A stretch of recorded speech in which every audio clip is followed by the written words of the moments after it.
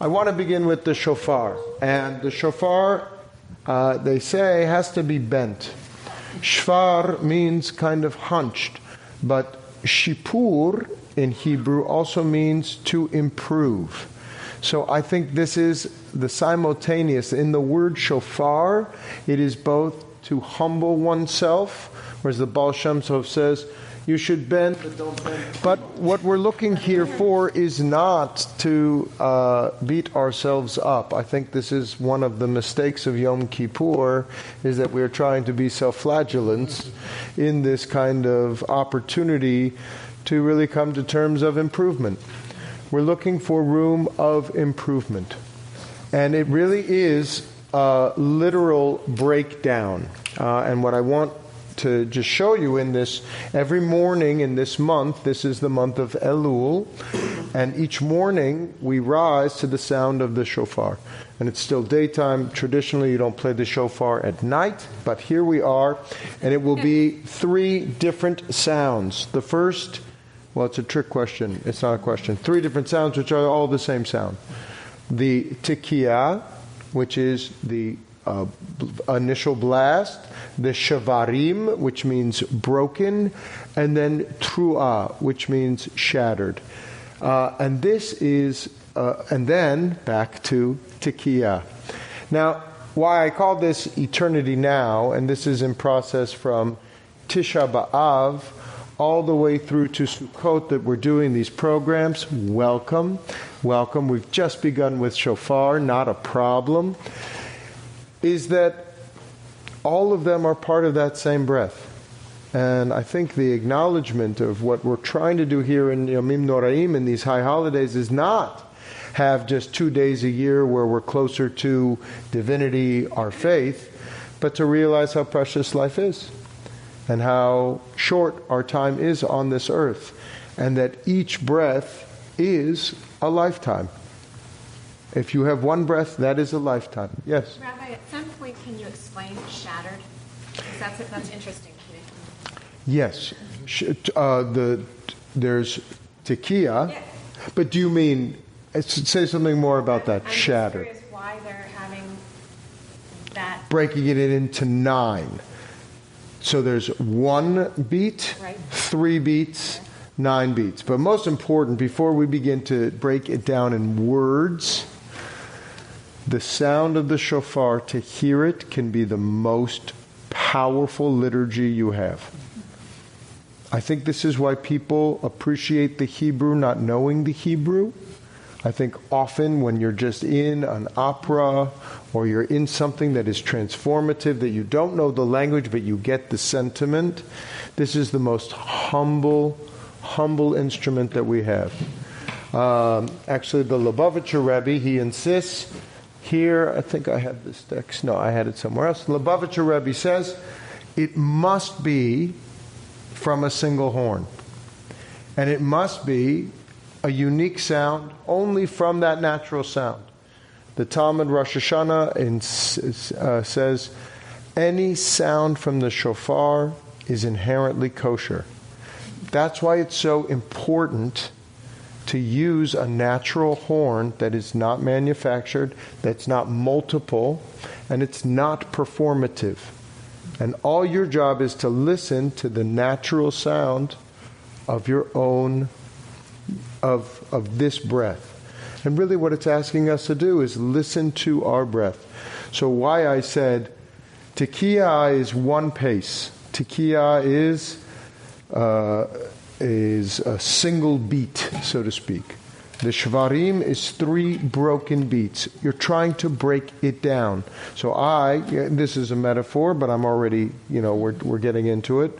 But let me blast first. Let's just take a second before we start explaining, because let me blast.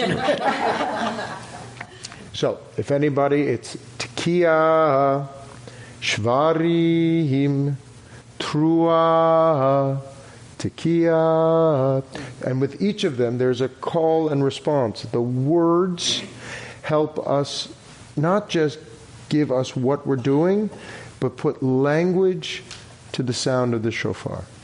Now, Jews are not responsible to blow the shofar. They're responsible to hear kol shofar. We're going to get to that in a second. So we're beginning with shofar. Welcome, everyone. Let me just say, before I blast, what we're doing here is trying to understand some of the elements of our holidays, deconstruct, challenge some of the traditional motifs of the holidays, reconstruct to give a sense of what this can mean in 2019, and then hopefully come a slightly more prepared in each and every day towards this Yamim Noraim. So, this is Tekiah, Shvarim, Trua, Tekiah.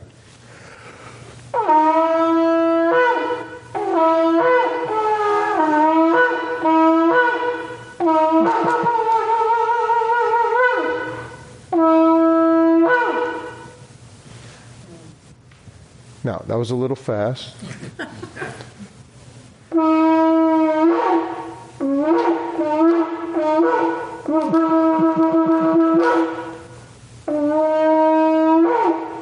And throughout the course of the day, there are 100 blasts.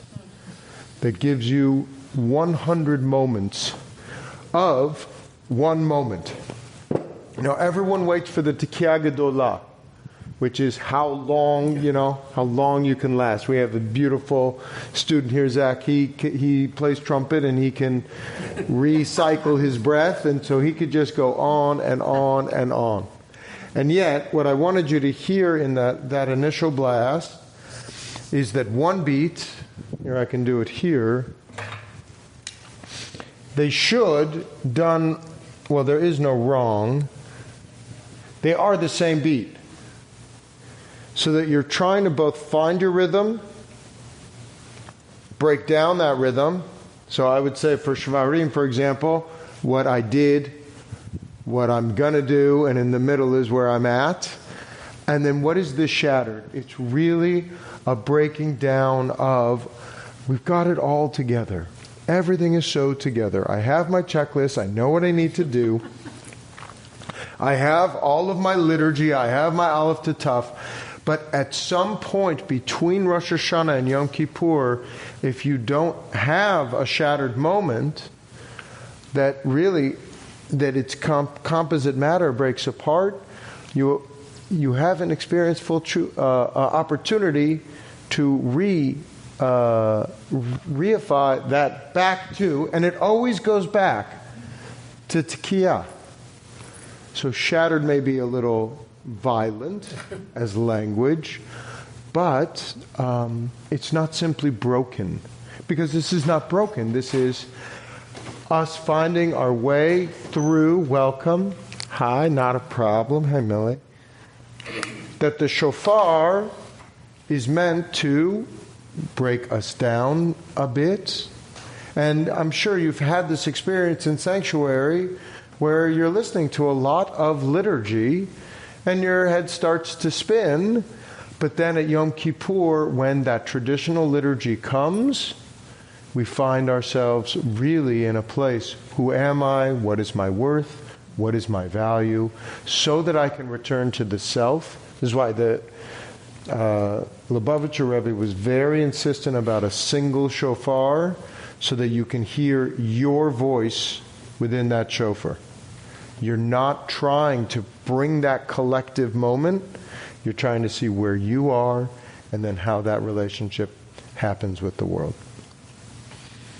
So, the shofar service was originally a coronation service. We were coronating Hamelech, the king, God. And so instead of a performance of King David or King Solomon, they used these shofars. This was a coronation ceremony. What's amazing about our service is we become the individuals, the lowly individuals that get to collectively coronate the king. So in some ways it's a religious democracy. If you think about it, it's not the high priest who blows the shofar. And it's the listeners who actually are the ones who declare this collective as sovereign. This this quote-unquote king. Now, I don't want to get to kingship just yet. I'm going to ask you guys to turn. Well, first, any questions about shofar? The meaning of shofar, the purpose of shofar. We use it here to awaken ourselves, to remind us. Sadia Gaon has 10 different reasons. Reflection of Abraham and Isaac, the coronation, as I mentioned, to awaken our souls. Does anybody have any reflections from the moment they hear the sound of the shofar? What does it inspire in you when you hear the sound of that shofar? Does it bring you back? Yes. Coming home. A return. Mm-hmm. So for their tshuva, lashuv, to return home, is, we use the translated term repentance, but it's a coming home. It's a center, a return. Yes? For me, it's an awakening. It just takes my cells start vibrating in my body.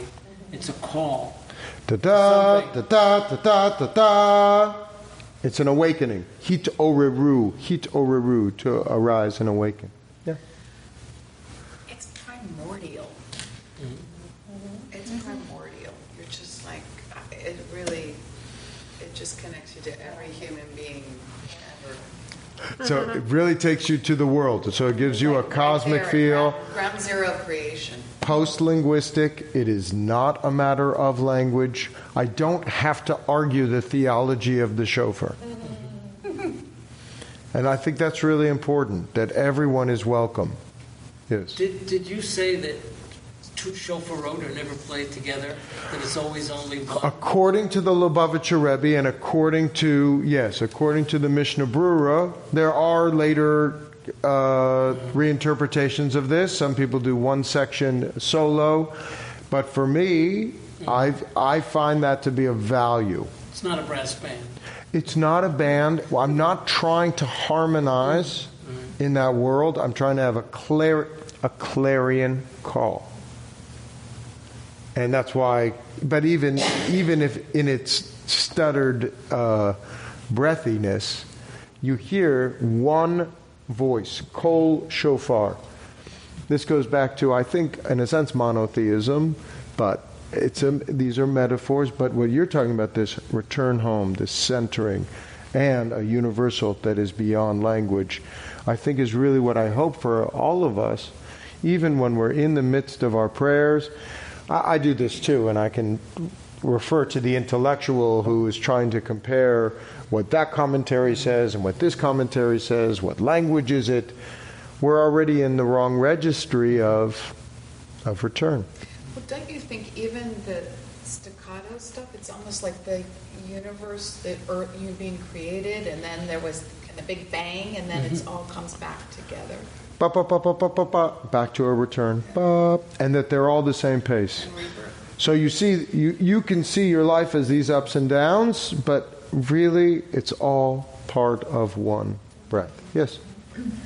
Thank you very much for sharing, everyone. For me, it's kind of looking at your year from behind and seeing the good and the bad, and incorporating it and being wise to go ahead to go forth for the next year to learn from our experiences what things worked and what haven't worked. Is that something? Absolutely. So we can move with one other comment, but then, yes, thank you. I will get to the themes that we will have. This coronation has very much these three themes in it, but some other comments. Yes, Dan. Some comments are really a question, because I'm just, like, what is the mystical, I mean, it's clear, it's like it's one sound, it's broken sound, it's really broken sound, and then it's back to one sound. Like, what is the mystical explanation for that? It doesn't have to be in that order. It does have to be. Shvarim Torah. No, it has a very, that what music. Is mystically, what is the... So the Kabbalists do not give you language for the shofar because they're trying really to give a sense of tone and pace without those words. Mine was the interpretation of broken, and there's other midrash, Hasidic midrash on that. But I think, for example, one is totally broken down at that 9 pace For someone else, those 9 beats is alarm clock, waking up. So for one person, that is a special holy time. For other people, this is an everyday kind of, how do I incorporate welcome every day? Welcome. Yeah, Myrna. Long time. I went to Hebrew school with Myrna in 6th grade. So it's been, 35 years. So that will be. So what is the mystical interpretation? That 100 blasts recreate the earth. So this is the music of the creation of the world. So just to clarify, you're saying the shofar is blown every day leading up to? Elul, in the month. Or is it 100 times a day for every day of Elul? No. What we only do is Tekiah, Shvarim, Trua, Tekiah. That one line, it all gets put together each day in Elul in the morning in a Shachrit service. And the Slichot prayers that we do on Yom Kippur, Slichot is forgiveness. So too, in Paris especially, I woke up at 6 a.m., early in the morning. This is not the intellectual time of the year. This is a soul-searching time of the year. This is when I put away my philosophy books and I open some really good spiritual woo-woo. This is when I'm getting out, some different soul-searching kinds of words. Because the language, I have plenty of language to describe my life, my actions, but I'm missing something else that's within my soul that's trying to say, reflect, change. There's a new way to be. Yeah, John. I'm just wondering, could it possibly be that as you feel you're falling apart, you shattered 9 beats, you're not, because it's all within the one beat, so it's all part of the whole. It is a breaking down, but you are not breaking down, and you're consistent, and then you're carrying it right back. Experience within the concept of a whole. Yes. So I've seen this visually done, a shofar in beautiful colors, and you can look it up, the blast in a map of colors, and it's a visualization. Mm-hmm. And so it really does hold and come together. But life is not simply one beats. And there is a certain awakening and also a calming. And if you slow it down, it really gives you a pacing and a time to both. Hold, reflect, and then shofarot. So Malchuyot, I'm going to do the English. Malchuyot. These are the 3 sections of the Rosh Hashanah service. Malchuyot, Zichronot,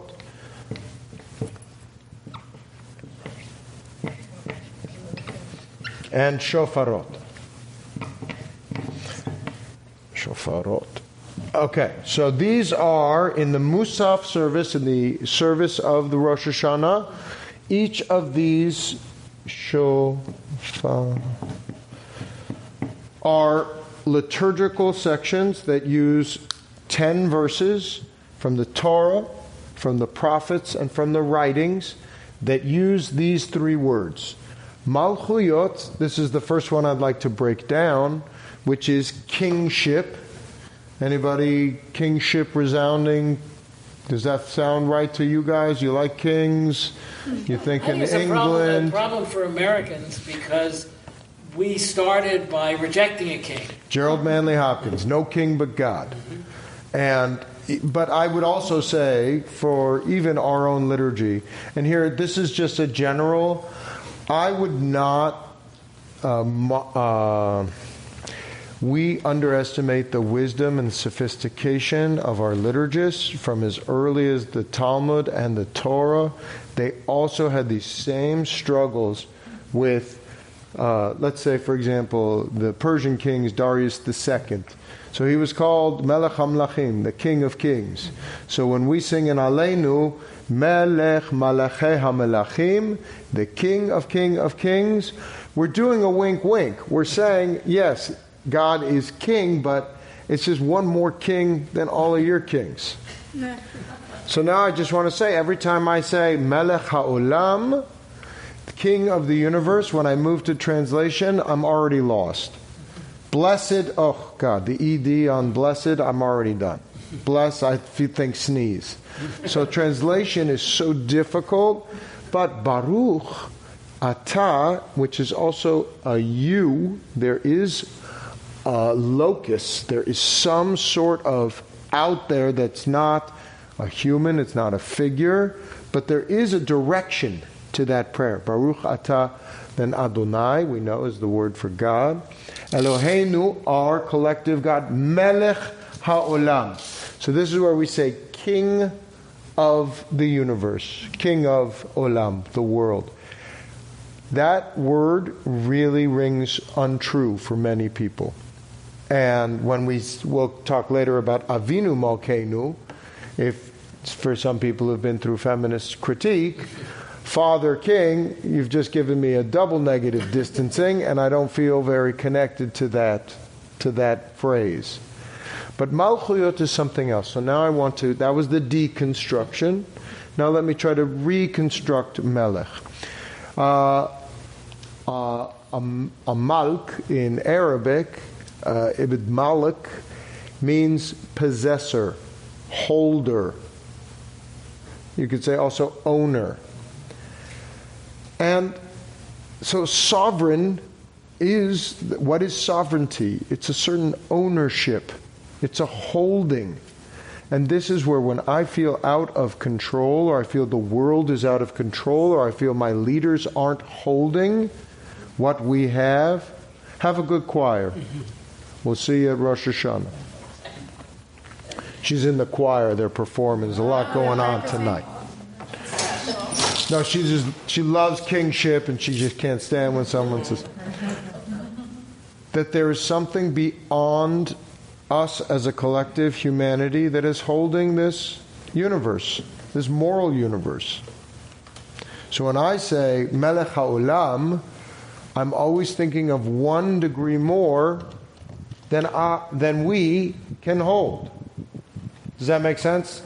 Melech, and all of the reference back in the liturgy as you walk through why they keep giving you this term Melech is not about coronation.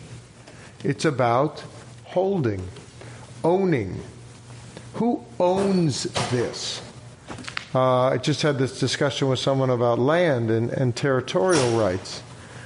Every 7 years, there's Shemitah. You let the land lie fallow.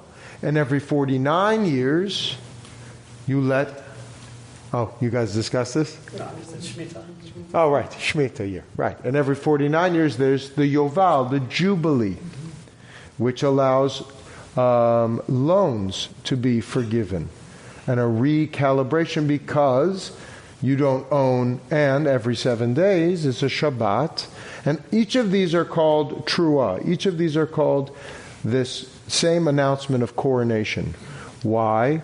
Because we don't own ourselves in a sense. We don't own the land that we help tend. We don't even own our economic exchanges. Now, don't say that to the stock exchange, but I do think it's very healthy for 1 day a year to recalibrate yourself and say, I don't own my children. They're God's children. I don't own this job. I have a contract and I have a home. I don't own I own my house, but I don't own my house. And I don't mean that because I have a mortgage. I mean because this is the klipa, this is the shell that I am in. So when I say Melech, HaMelech, I'm saying that there's something else that holds rather than king. In the second section, remind me your name again? Natalie. So what Natalie was talking about is just a moment to acknowledge, reflect back in memory. And so Zichronot, this one is not as hard. Zichronot means Zecher is a memory. But Jewish memory works differently. Because Jewish memory are pillars. They're literally what we hold on to. So when I say the memories of my ancestors, this isn't just a photographic picture book. These are really our inheritance. They're something we take very seriously, all the way from Abraham and Isaac through the history of our Jewish people. And Jewish or non-Jewish, we hold on to these ancestors as part of our own memory. The trick, Natalie, as you're saying, not trick, but the work of the shofar is to also break those down. This is where I really enjoy the narrative theory, the stories that you're telling yourself. How do you say, okay, I've been on this train, this is my life, this is my work, this is my world. Zichronot is challenging you to say, no. God owns this whole, the divine holds more than you can hold, and this is where God remembers more than you think you can remember. You don't hold all the memories. And this is really what we're trying to do in Rosh Hashanah to Yom Kippur, is actually bring up memories that we don't remember. It says many times in traditional liturgy, you remember that which I cannot remember. And for me, for some that's troubling. Like, oh my God, what have I forgotten? Oh, there's so much I've forgotten. And you're trying to hold on to all of these things that you are trying to hold, and yet you can't hold it. If you let go, this is why the shofar service on Rosh Hashanah can be so powerful. If you let go of trying to hold on so much because there's a greater source holding you, memories will come up that are unique. God will allow, the divine within you will bring up memories that you are not allowing to come up because you're trying to hold on so much. Like with a family dinner table. I spend most of the time fighting about memories that happened this. Yes, I remember it well. Right? Sorry, I can't believe Gigi just came up and yet we're fighting over our narrative theories. With the Malchuyot, you can relax and say, Myrna, was it Miss Zan's that we were together? Or Sarah Zan? Anyway, Snira Klein. How do we remember and who do we remember? If you allow some space in this Rosh Hashanah approach to allow those zichronot to help your memory, it helps us expand our knowledge of ourselves, but then also our participation in the world. And this is the third part that I think is so important. Shofarot is not just, hey, you can do it. A shofarot is a combination of a coronation of a people that have a collective responsibility towards some new behavioral shift. I don't want to say change because it is a return to a more authentic self. That is so hard. Because what does it mean to be an authentic self? I'm racing to find within this liturgy what that means. So, these are the three sections: Malchuyot, Zichronot, Shofarot. Traditionally, this would be kingship, memory, and shofar. I'm suggesting it is allowing something that holds you beyond yourself, memory that is not your own but is a collective shared memory, and then ultimately to move us towards a collective coronation of a newfound self that is really your traditional core of who you always were. Yes? I have a question. When you talk about memories, are we supposed to think of the good memories and the negative memories, so sometimes they collide? I was just wondering how to picture that in the mind about the memories. So, when we're going to move to this very challenging thing, good memory, bad memory. Memory. If you can, within the prayer, drop in, meaning not try to control what your thoughts, your prayers are. This speaks to really what I think is divine prayer. Rather than, please God, help me remember only the good and forget the bad. That's a very kind of, almost a manipulative way to pray. If, Natalie, you can stop, if we can all say, what am I going to reflect on this high holidays? What keeps coming and returning to me that I am not thinking of?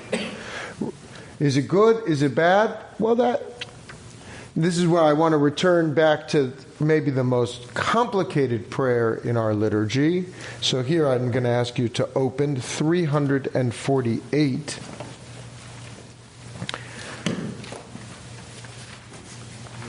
This is the Unetane Tokef.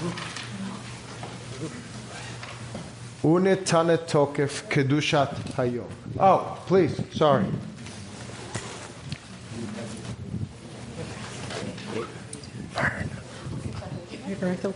Why? It's wonderful. I'm so glad you're here. Is that your dad? Yeah, that's my dad. Oh my gosh, that's so great.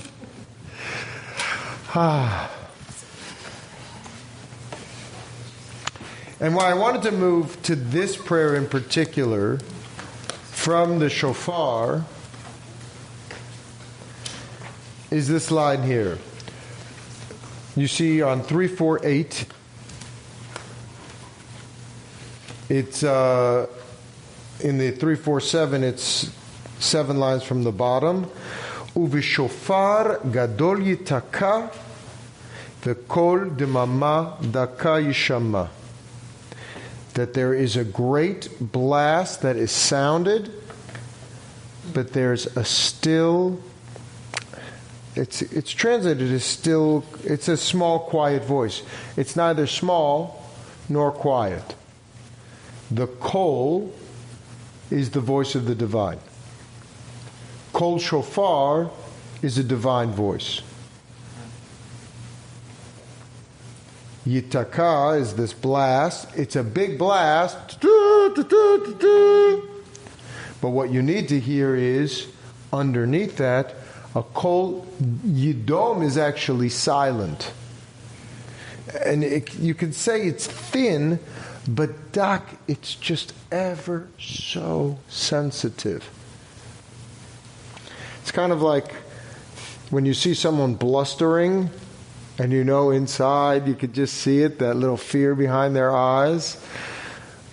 We're trying to hear the still small voice underneath this. So, yes? But whose voice? The divine's or inside? Yes. That's the conversation.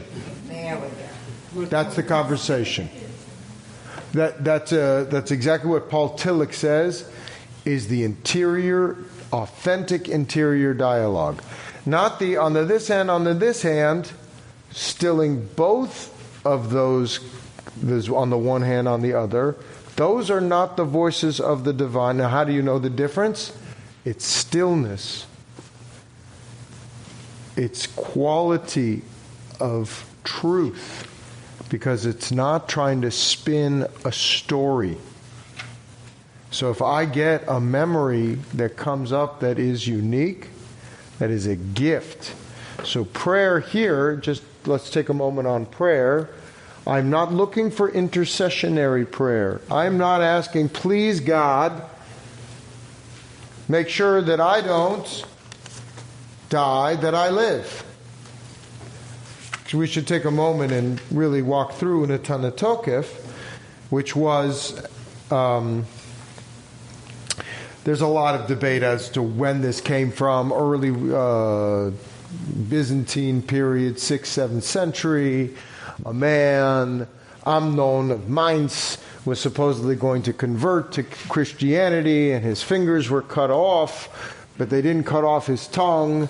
And so when they brought him back to the synagogue, he said this prayer of Kalonimus ben Moses, ben Kalonimus ben Moses, which is very interesting, this intergenerational, and he sang this beautiful song.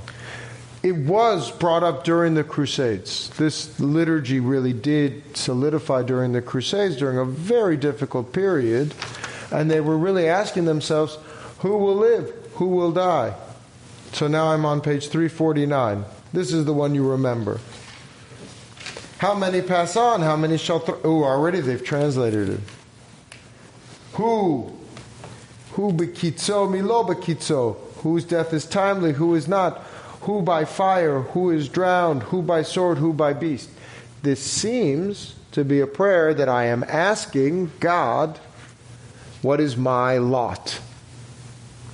But this is not prayer, Jewish prayer, to beg and petition in this way.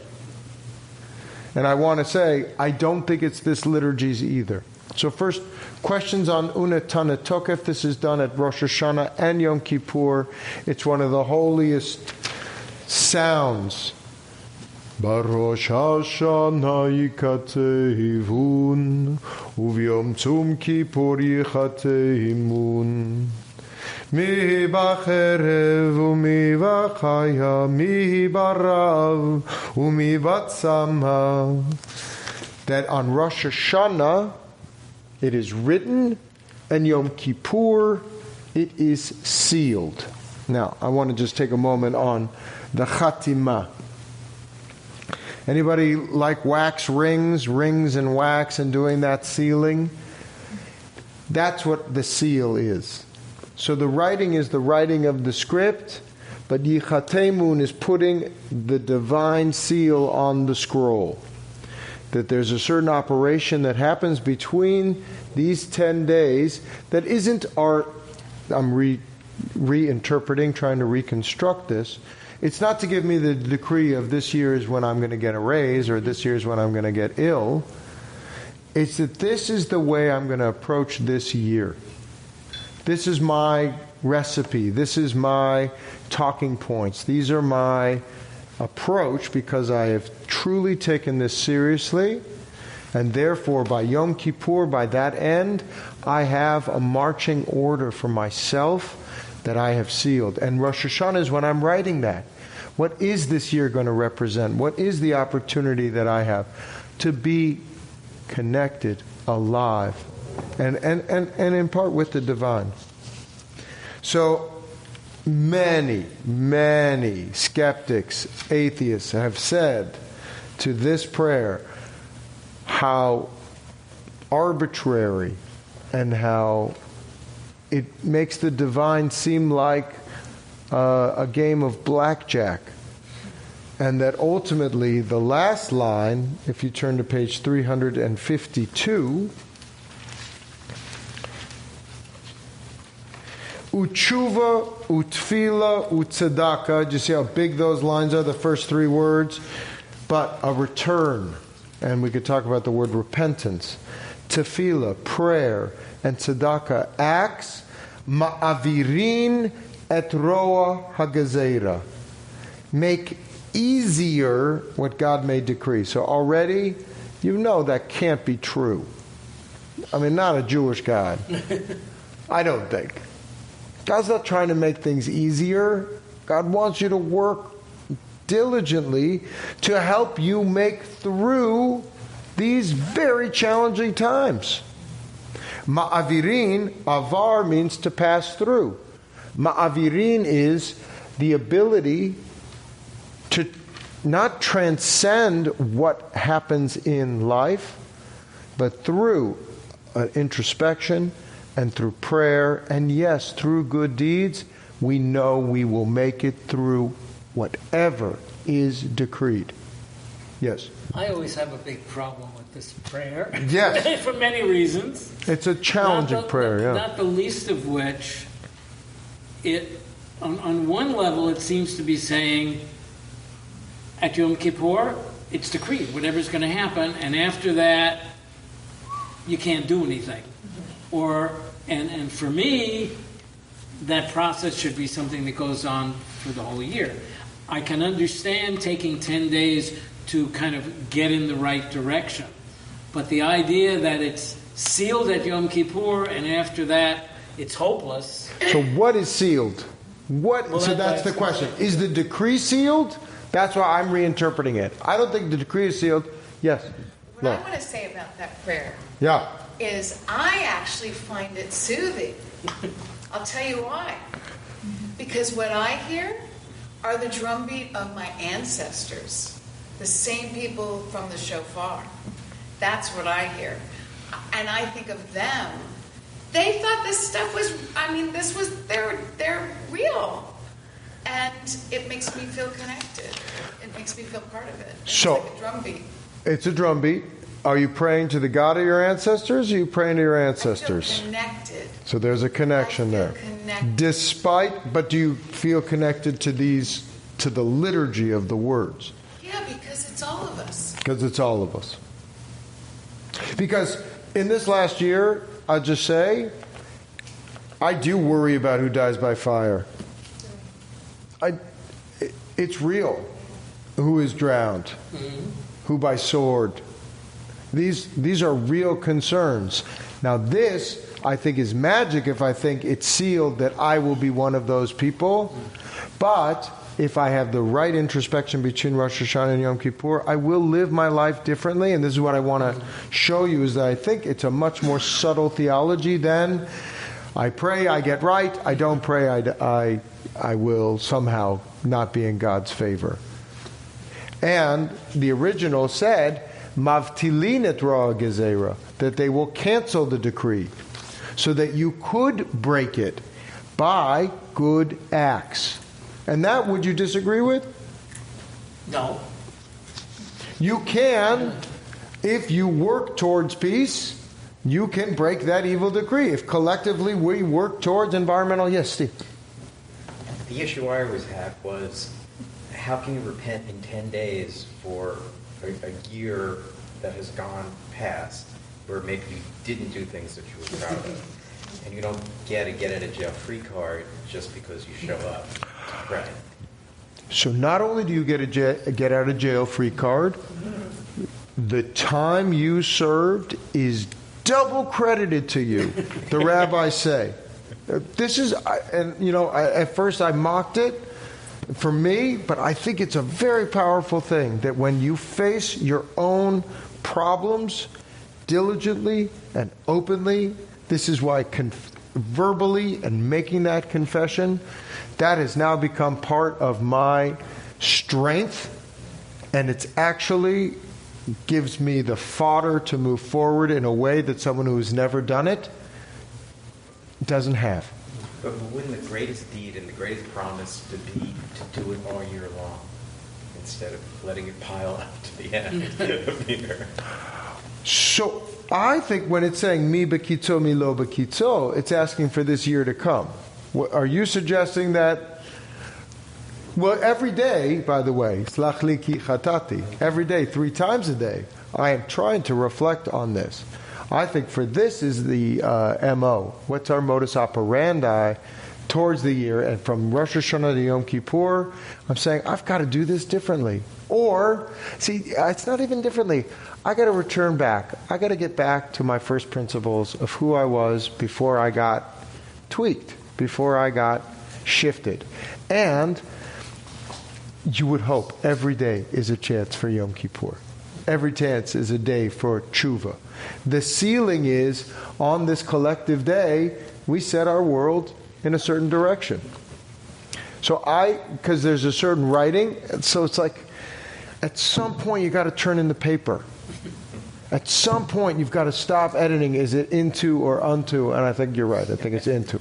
But I think at some point you're trying to open yourself, break it down, but then get back up. And so that's why I think these 10 days gives us that cosmic window to address the universe, the world, and ourselves. Let me give you one more teaching on this prayer, because obviously to do all of High Holidays in an hour and a half is a lot, but I just want... Look, mi hyeh mi yamut. It couldn't be more clear. Who shall live and who shall die? But is that really a fair question in life? I mean, maybe for 1 year, perhaps. Everyone's living, and people will die. So it's an existential question that mi bekitzo, mi lo bekitzo is already an existential question. Who in their time and who not in their time? This one really burned me. Obviously, my wife died young. So, but that was her time. So God, this is how I pray. Really? Who shall live and who shall die? So what is that? It's like God is the great Rogerian, is what I think. Oh, tell me more about that. What do you think? Who shall live, who shall die? Well, everybody dies. Okay, what are you going to do about it? Wow. I better tshuva, tefillah, tzedakah. Who in their time, who not in their time? Is this my time? Oh my God, I don't know. I better do tshuva, I better pray, and I better do acts. I better get out there and do stuff. Now this one's interesting. Mi becherev u'mi bechaya. Who is by sword, who is actually an interpersonal situation, and who is just torn by beasts, by the natural. By the way, is that a positive or negative? It's like, would you rather buy, hot oil or buy, I could continue. Who by fire, who drowned? Who hunger, who thirst? Who earthquake, who plague? What is that middle section? So the first seems to be, it's an up or down. But then you start moving it in, it's like, you show me a person who doesn't have tsuris. You show me someone who's not dealing with really deep, personal, spiritual. Because, in the Palisades, down in Bell Gardens, everybody's got their stuff that they're working through. And it's all collective. Finally, this third section. So, I think we can look at it as, in the ancients. So to this, Lori, I want to challenge you here, because they used to believe all this. We just really respect them. So you didn't say that. You said you believe this is your faith of your people, and so you connect with it. But I, for one, say, my Zaidi, he believed it. But my Zaidi was a great, great mind. So I can't, God bless you, Zaidi. But like my Zaidi. Yeah, he believed this. He was a man from the shtetl. What did he? But I really think this is a very subtle prayer that breaks down into three things. Let me give the third. Who is tranquil and who is tormented? Hold on. Is that a question of what you've been given, or is that a question of how you've dealt with it? So the prayer is actually a very modern prayer. Who this, who that? Well, who's going to say? Who's going to be the judge of whose time? Up, down. By what? Yeah, there is a certain, some are this and some are that. Some of us, will face tremendous challenge, and others will face other challenges. Oneth by fire, twoeth by sword. Now, mi yishalev u'mi yityaser, who is in safety and who shall be harmed, that's a matter of tefillah and tzedakah. That's a matter, I can keep you security as a collective. I can make sure, mi yishpul v'yarum, who is humbled and who is rised up. And those are both, for me, positive qualities. That I can both be humbled in my tshuva, in my process, and I can also be risen up. And mi ya'ani mi ya'ashir, who is poor and who is rich. What's like the classic Pirkei Avot, ethics of the fathers? Who is rich? Who is happy with? His lot. Ben Zoma. That's earlier. That's much earlier than Unatan and Tokef. So you think it's saying, who's going to be rich and who's going to be poor? That's not what it's saying. And this, I think, is really what your Rosh Hashanah. And now I'm going to challenge you, Steve, because yes, I do think it's sealed. Because I think we certainly say, okay, this is my lot. This is what I got. But we open up that cosmic. Because it's hard work to do it every day. You wouldn't be able to... Honestly, I'm trying this month really to take it seriously, to try to calibrate my life. It's hard to live.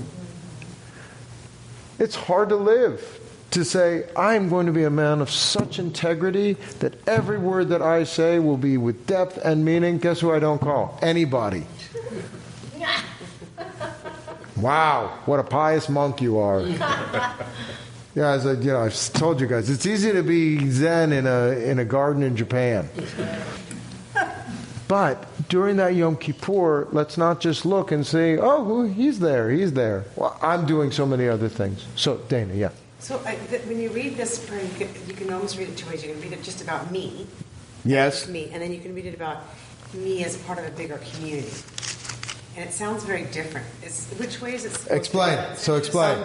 So when I say it about me, it's like, oh my God, it's much more scary. It's like what Stephen says. It's like it's all written, it's all planned. Doesn't matter what I do. When I read it, and I think when it's read like it, because it says it's now we declare, it's our sovereign. It's not like your. It doesn't say your sovereign. It doesn't say you declare. It's not telling me to say this in my own little bubble. Yeah, that's the way we read it. And then if I read it as a community, it actually lends to me being more appreciative and being more zen in the middle of traffic and recognizing and sharing moments with friends, knowing that could be their last moment, right? Yes. Or that it's in our community that all of these bads and goods will exist in our community, to our whole family, to all of us. So, fortunately, we have, in that first paragraph, now if you turn back to 348, what we're really trying to do in a collective service. Emet, ki atahu dayan mochiach v'yodeh.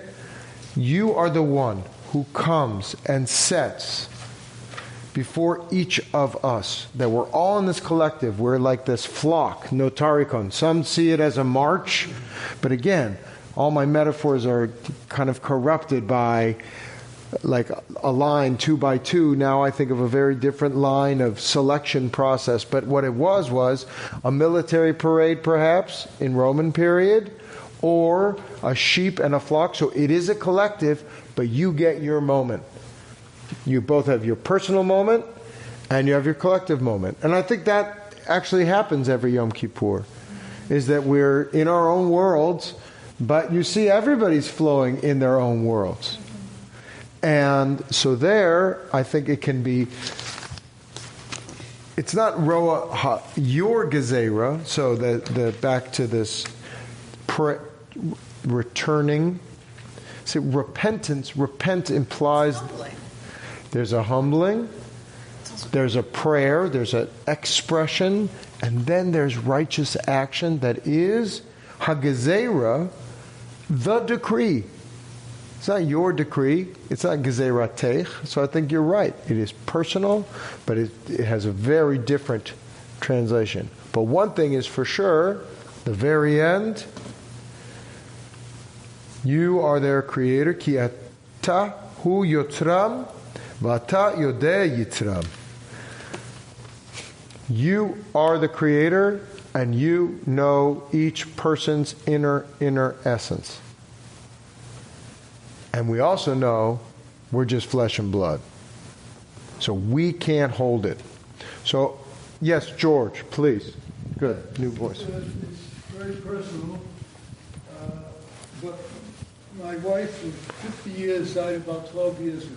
Okay. In July. At the high holidays, I read this, and I burst out crying. And the reason is that you decided who shall live. Now, after 50 years, she was a pretty good kid, my wife.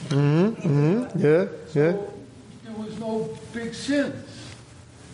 And I came to the conclusion, and it reminded me of the play called Steam Bath in New York, where it was a steam bath, and a Puerto Rican cleaned up everything. Except every once in a while he went to a computer and said, let's have an accident at Fifth Avenue and 2nd Street, right? He was making decisions. And it was basically random, rather than being good. Now, I had 50 years experience with my wife, and again, she was a pretty good kid. So now we're at when bad things happen to good people, and not why. Because my God does not run a schwitz and say, you deserve it, you don't deserve it. And we could just kind of break this down. I mean, this is a separate class, the Jobian. You know, when someone told me that God needed to pick a flower because my wife was so brilliant that she needed something, like they needed something out in the netherworlds, you know what? I said, you got a lot of theological work to do, and that's pretty chutzpah. And yet, we have to, in humility, say, that was the decree. That was the decree. The tears, now I can't change your tears.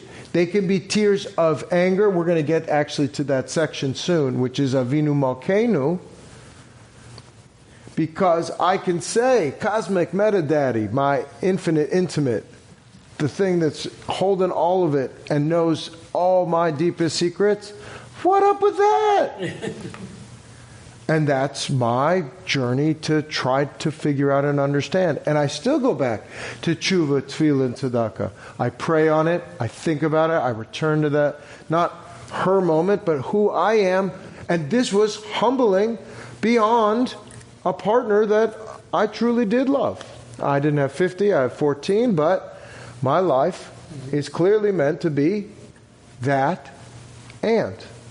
But what I do is I keep writing, and it is painful and it is challenging, but each of us are going through this operation, and what I'm, without saying there's a man in a beard on a throne that's telling me what to do, I can't hold it. It doesn't hold in my mind.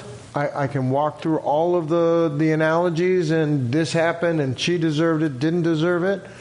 But when I don't hold it, different memories come up. Different sources of strength come up. And then I move forward, and also when I'm doing this, which is what I want to turn to now, which is the vidui. Please, any other comments on this? I just want to come from another direction quickly. Please. To me, it's the end of this prayer that is so hopeful. And it's not so much that things are inevitable, but really what this is saying, at least to me very often, is yes, things are going in certain directions, but we're not powerless. So, yeah, it doesn't say that we can fix it, but we are not powerless. And that, to me, is an incredible sense of hope, because the converse of that is that it's all decreed and it doesn't matter what I do and I'm completely fatalistic, or I have a sin, whether it's an original sin or a sin that I did later, and it's hopeless. There's absolutely nothing that I can do. This, to me, has always been an incredible sense of hope, hopefulness that human actions can matter. Amen. So can I just pick up on Bert? Please. I don't know if you could pick up that. You have to ask Dana that. So George, Micah, Bert, what's so great here is we all get our own personal epiphanies, right? So, reading this and dissecting it, to go to the punchline, in the commentary on 351, at the next to last to the bottom, there's a sentence that says, "We cannot will away either what happens to us or what happens around us, but we may have it in our power to turn it into something quite other than evil." Which, then if you look at the prayer, and back on 349, the first third is kind of okay, so stuff happens, right? Right. So the first third that's listed, kind of stuff happens because God. And then the middle third is stuff happens kind of randomly, right? Hunger or thirst, earthquake or plague. And the last third is stuff happens because of your own personal actions. So when at the top of 351, and then I'll finish, when it says, "But Shuva, Tefillah, and Tzedakah," makes it easier with what happens from God, makes it easier what happens just randomly, and then it makes it easier to face the world and facing ourselves. So it really comes back to Shuva, Tefillah, and Tzedakah can make you personally deal with all of these things on all three of those levels. And I would say, not just personally, collectively, because tzedakah, and I would even say prayer is personal, but it is interpersonal. But tzedakah, it helps move us along. And even further, when we do these things collectively and turn those into righteous acts, we actually turn our bigot tsuris, I call it holy crap. It makes the best manure. It really does. It gives us the best opportunities because we've had this strength and experience. And that is the best that I can do with a prayer that is incredibly, incredibly challenging theologically. And yet we will continue to sing it. Because if you took out Kol Nidre and you took out Unatana Tokef, I wouldn't want to go to the service. I'm just telling you, like, I don't believe in necessarily theologically either. Wait, what about the rabbi's sermon? That's easy. Just don't go out for a drink on Yom Kippur during. Yeah. I just want that I believe you should be righteous, work hard, work smart, and have good luck. And that's the randomness in this. But the other things are absolutely true. But luck, things happen, and there's also good luck. And you need that too. You know, that's where Shlomi or Shlomazel, you know what Shlomazel is? Shli Mazel. You have bad luck. Shli Mazel. Yeah, Mazel and Shli Mazel. I do want to take, there are just two last prayers that I really want to take some time on. Let's turn to page 694. Could you imagine Yom Kippur without Kol Nidre? No. Is it really the music? I mean, I love the cello. But I can't imagine it without Becky Rodman. Okay. We can only hope. Oh. I was just curious about this. You spoke about, missing the person that you were with for a long time and feeling pain about that. But on the other hand, how about when you think about if you were divorced, you don't miss that person, you think they're shlomazel. I don't know. Depends if it's a conscious uncoupling. But ideally here in Kol Nidre, to be able to say, all my vows are null and void, from this year to next year. Talk about putting your fingers behind your back. The rabbis, many rabbis, did not like this.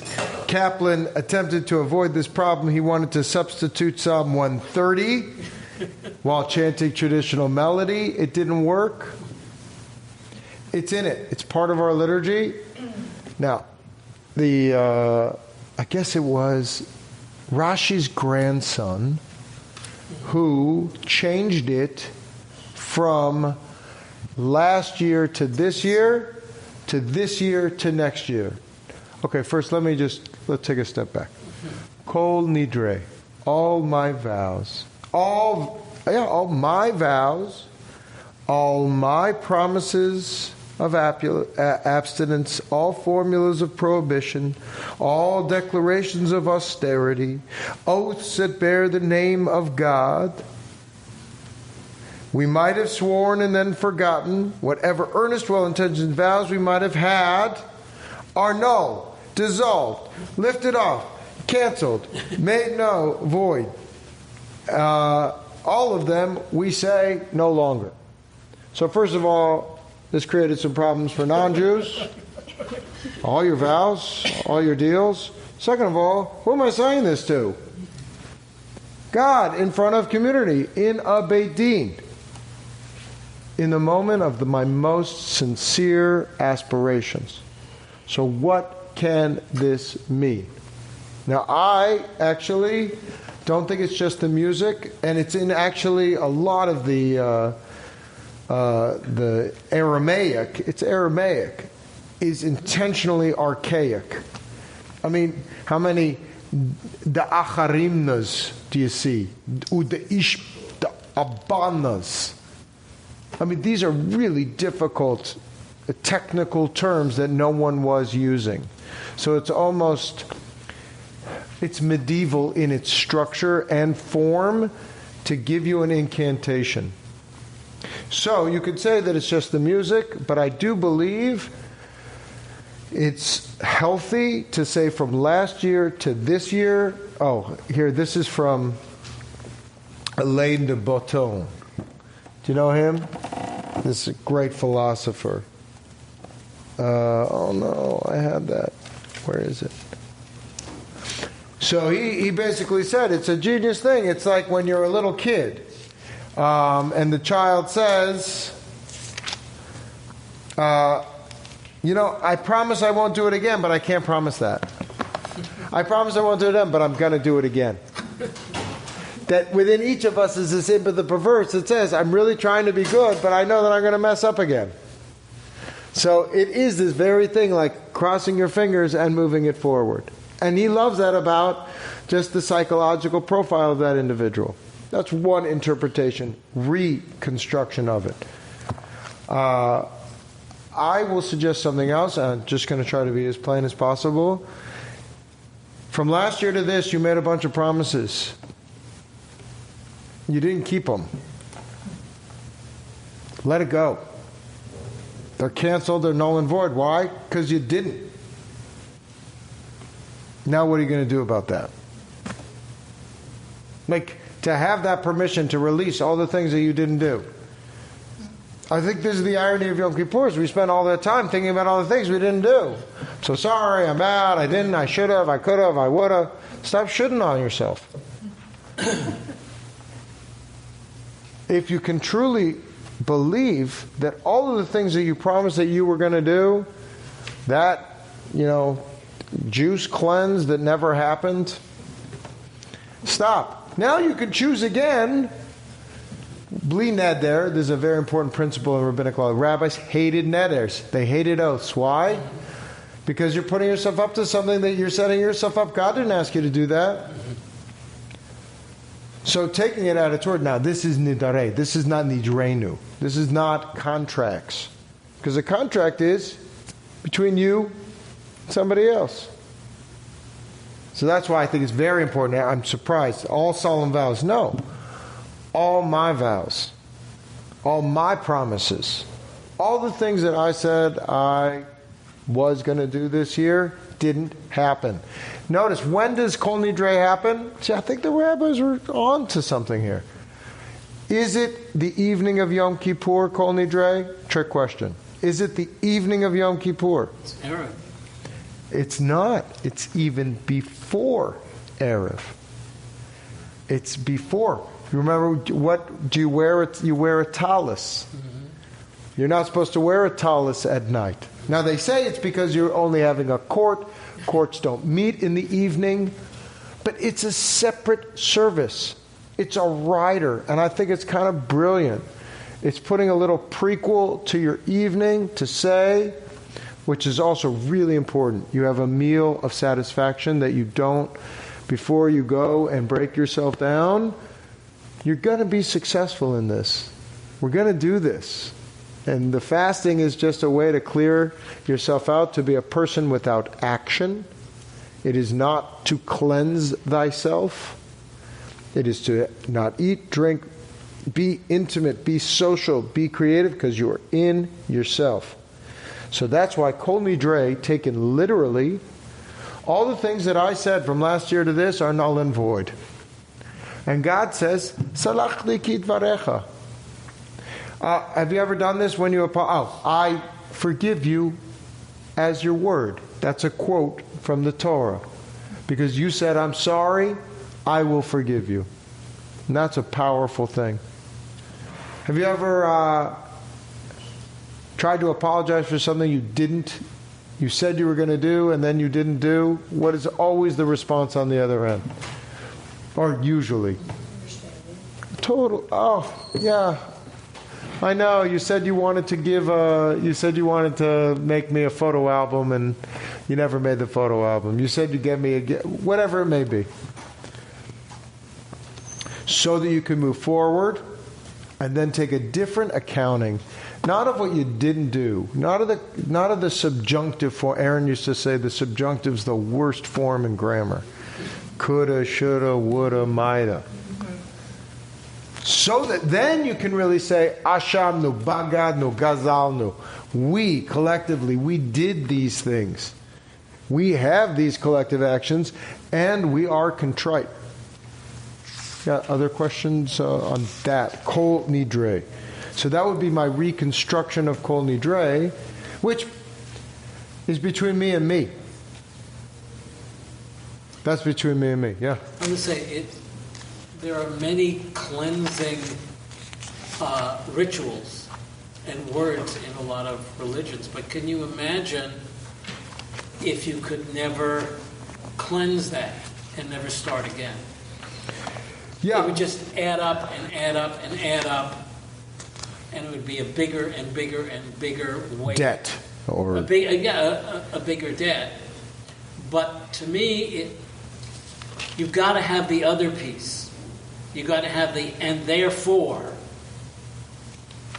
This is what I will do to make it right? You can't just have, well, forget about that. You got to have, okay, and now I'm going to rededicate myself. So it's not forgive and forget, it's forgive and therefore. Forgive and therefore and re-begin. It's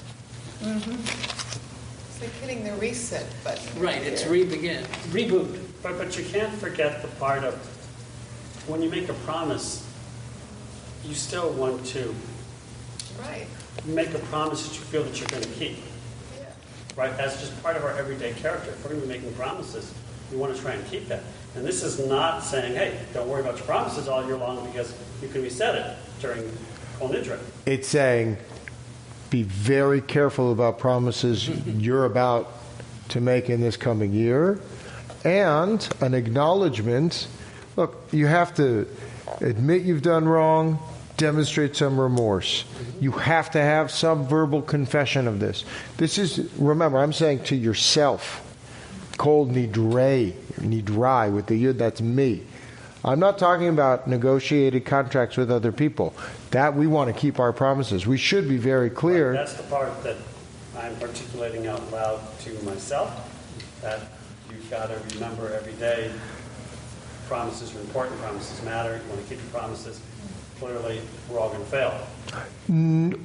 We are going to do the best that we possibly can, but there are going to be some there's going to be some open windows here. And at Yom Kippur, I have an opportunity to forgive myself with the divine. God remembers all the things that we forget, all the things that I promised to myself and to my children. Oh my God, I won't even begin. But if we can verbalize it, if I can verbalize it, I mean, I talked about this with the Tikkun Olam committee. I'm writing about it. You know, I made a promise to compost and freeze my compost. It was a disaster. I can explain why putting compost in your freezer with kids is not the greatest thing, but I had a social responsibility, because then we collect the compost and it goes to a safe place for youth, and they have this garden. It's a beautiful thing. I mean, and we're helping create a healthy garden. But I let it go. So you guys, this is an aside. It's a 20-second timeout. Anybody heard of a bucket list? Yeah. So I created a sieve list. I let go of 20 things that I said that I was going to do in my life that I was like, the first one was composting. But then I realized, and it goes back to your point about hope and about change, because deep down I was like, come on. They don't even distinguish between the blue and the black anymore anyway. They're returning all of our recycling. This is more of a topic of a sermon. But more important, Rick, we want to take very carefully the promises that we make moving forward. And in order to do that, I do think it's a forgiveness of ourselves. This I highly recommend. This is Jonathan Sacks's Machzor. Really an incredible commentary. Chief Rabbi of England, Great Britain? Yeah. Formerly Chief Rabbi of Great Britain. But his research says that forgiveness, guilt and forgiveness is a Jewish concept. But just the difference between shame, which is a permanent marker, and a sense of guilt as responsibility. And this is really what, as we move into Yom Kippur, I'm so guilty, we misinterpret guilt for shame. Guilt is, I didn't live up to my ethical demands. But before I do that, before I go through my A to Z, I say, I've got to let go of all these promises that I made to myself, because that's what I'm really holding on to. So much of that Yom Kippur is, I did it, I should have, and I love this, this is great, I'm a masochist. And God's like, relax. So honestly, so just from some technical points of like the talis, we're good, we have another 10 minutes. I do the tzitzit because it reminds me that I'm a holy person. You can't whip, like you see it, some people really flagellate themselves. I have that tzitzit there to say, this is holy, this is the stamp, this is my chotem, this is my seal. I'm putting that seal on my heart. And that if I truly have contrition, that I admit, that I confess, that I've also promised to make a change. And this is so hard, because change is so hard. And so when I do the vidui, Ashamnu, Bagadnu, Gazalnu, which we can go, it's from A to Z. I really recommend you make your own A to Z. Because we all have them. Like, sometimes I can be, well, I'm not really this guy, but sometimes I can be that guy. I BS a lot. We BS. I could be coy. Or I could be too cool. Anyway, each of these letters has a modern context for you, that if you take a little exercise, because, I don't know, for me, Hashamnu, Bagadnu, Gazalnu, it's just kind of it's a song. Which is a good one. It sounds to me like people are being happy about it. So, yes. It bothered me. So the rabbis actually say, some rabbis say, you should have a sense of joy. We're exalted that we have the opportunity to admit our faults as a collective, and that, yes, titanu. So this is It's a release. a release. I was just going to suggest with the sheet, to do the A through Z of all the things that we did wrong, but to do an A through Z of all our positive intentions going forward. So. Absolutely. So there, the ashrei. You're not just like killing yourself. We're all imperfect, but to move forward with, okay, I'm going to do this year. I appreciate, I behold, I conceive, I devote, I excel. The ashrei is always part of this prayer. The ashrei is also an aleph to taf prayer that is a positive iteration. And so back to the Baal Shem Tov. You can bend, but don't bend too low. And yes, there's a certain celebration in the fact that I am saying it and that I'm collectively vowing. It shouldn't be like, yay! But it can't all be bitter. It can't, because then we're defeated. I'm doing this again. I'm back in that place, and I won't change. So this aleph to taf. Now we could say, but some of these are very important, and they're not only acts. We have, God, they translate it so differently. I'm on page 820, and this is the shorter vidui.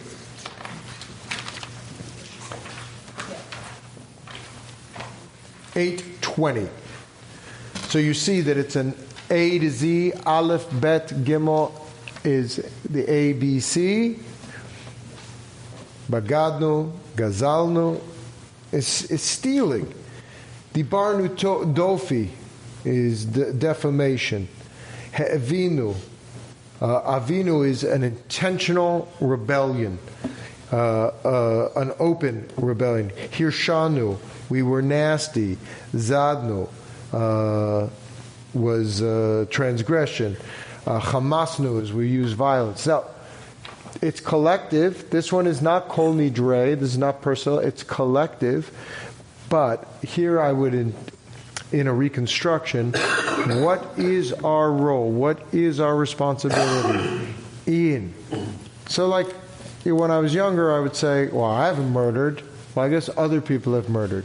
But what is my complicit role within the violence within our culture? What have I not done? What is the tshuva that I need to do to make sure that murder is not as prevalent in our society as it is today? Do I have personally a responsibility to help in that process? I do. So that's a different way to look at these. Because have you ever done that when you're looking at the English? You're like, well, I didn't really improperly advise. Oh, I did uncover the truth. Oh, I neglected others for sure, but I'm not stubborn. So, but also these actually, or being, stiff-necked for that matter.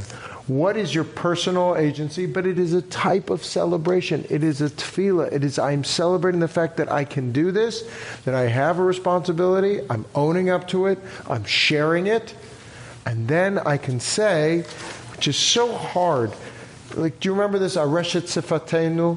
Areshet Sifatenu Yerav Lefanecha Helram. So at the end, I can say, I lift my lips to this king, and if like a child, if like a slave. Do you remember this? Im kabanim, im ka'avadim. And what I realize is, it's not saying that I am a child or a slave, but my agency is lifted in this moment. That I, by giving this collective lifting, and I do believe the divine is the collective of all of us. When we all hold ourselves both responsible and accountable, we can be forgiven. If we don't believe that, because sometimes we're holding on to it, and the rabbis say, to give confession while not truly letting go, it's like doing a mikvah holding a lizard. It's a great metaphor. Do you know what I'm talking about? A lizard is an impure thing. So you're still holding on to it. And this is why, no pockets, you're not supposed to hold on to anything material. This is why. Look, I don't mind cell phones during shul so much, especially if your kid calls. This is not the time to get your texts on Yom Kippur so that you can be fully present. It's not about any other mundane, worldly thing. We're really up there. We sing Baruch Hashem Kavod. We say we are like angels. And so in this moment, maybe I'll end on a malach, because two more points. One is malach. So you stand like this when you say the Amidah. Many people they stand still. You're like an angel, and an angel cannot move, cannot change. An angel is an agent that does one particular thing and then disappears. So angels are static. And in the rabbinic mind, angels are so sad that they can't be human, because humans mess up and then they can learn and they can grow. Angels are pure, but they just have one little thing and then go poof. I don't believe in angels, but I do believe I don't believe that there are mythic beings that come down to this earth. And I don't believe that human beings are angelic, because they're dynamic. And yet, on Yom Kippur, I'm angelic. And this is why I don't eat, drink, have sex, really, really, really try to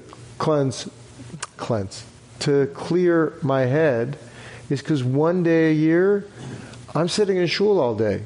I know I'm not doing anything wrong. Well, until I get somebody's name wrong or I get the sign wrong. Sorry, Bert. You get a ticket.